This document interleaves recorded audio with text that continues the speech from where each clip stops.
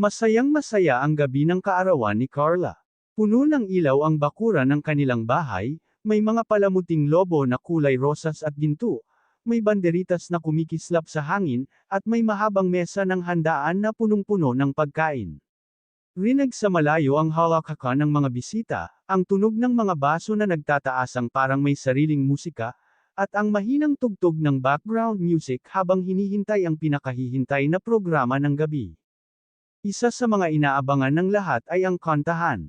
Kilala kasi sa barkada sina Vianzi at Krista bilang magaling kumanta, pero kilala rin sila bilang magkaibang-magkaiba ang estilo at personalidad. Si Vianzi, tahimik pero intense kapag hawak na ang mikropono. Si Krista naman, palangiti, palaban, at kayang gawing entablado kahit simpleng bakuran lang. Hindi man planado, unti-unting nabuo ang ideya ng isang kantahang showdown, hindi para mag-away, kundi para ipakita kung sino ang mas makakapagpaindik at makakaantig ng damdamin ng mga tao. Nagsimula ang programa ng tawagin ng host ang unang kakanta. At para sa unang performance ng gabi, sigaw niya, "Palakpakan natin si Vianzi." Tahimik na umakyat si Vianzi sa maliit na entablado. Hawak niya ang mikropono, bahagyang yumuko, at ngumiti ng kaunti. Nang tumunog ang unang note ng kanta, isang emosyonal na ballad, biglang natahimik ang buong paligid. Parang may humawak sa hangin. Habang kumakanta si Vianzi, ramdam ang bawat salita. Hindi siya malakas gumalaw, pero malakas ang dating ng boses niya. May lalim, may bigat, at may lungkot na tila galing sa personal na karanasan. May ilang bisita ang napapikit, may iba namang napahawak sa dibdib. Kahit si Carla, na abalang-abala kanina, ay napahinto at napatitig sa entablado.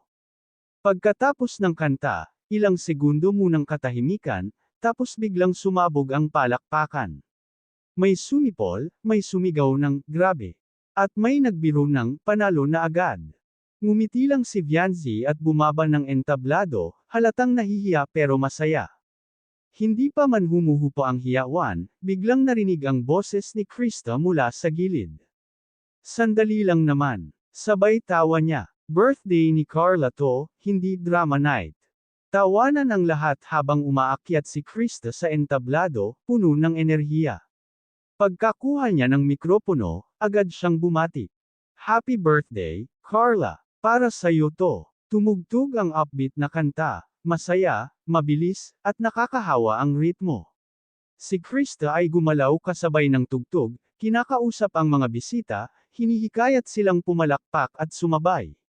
Ang kaninang tahimik na bakuran ay biglang naging parang mini concert. May mga sumasayaw, may sumasabay kumanta, at may nagvi-video na.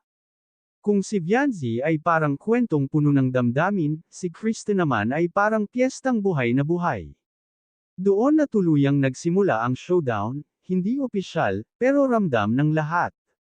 Bumalik si Vianzi sa entablado, this time mas kampante. Kumanta siya ng mas mataas na tono, mas hamon sa boses. Sinagot naman ni Krista ng mas matinding energy at mas matapang na kanta. Parang palitan sila, emosyon laban sa sigla, lalim laban sa lakas ng loob. Hindi sila nag-aagawan ng spotlight, sa halip, nagtutulungan silang gawing mas masaya ang gabi. May mga pagkakataong nagkatinginan sila sa entablado at napatawa, parang sinasabing, "Sige, ibigay mo lahat." Sa huling bahagi ng showdown, iminungkahi ng host na magsabay na lang sila sa isang kanta. Nagulat ang lahat, pero pumayag sila. Isang duet, isang kantang tungkol sa pagkakaibigan at saya. At doon, mas lalong naging espesyal ang gabi. Magkaiba man ang boses at estilo nila, naghalo ito ng perpekto. Si Vianzi ang nagdala ng emosyon, si Krista ang nagdala ng sigla. Sama-sama ang mga bisita sa pag-awit ng huling chorus, habang si Carla ay nakangiti, may bahagyang luha sa mata, luhan ng saya. Pagkatapos ng kanta, yakapan sa entablado, palakpakan na parang walang katapusan, at sigawan ng "Happy Birthday." Hanggang dito na lang ang update ko mga kalingap, maraming salamat at God bless sa inyong lahat.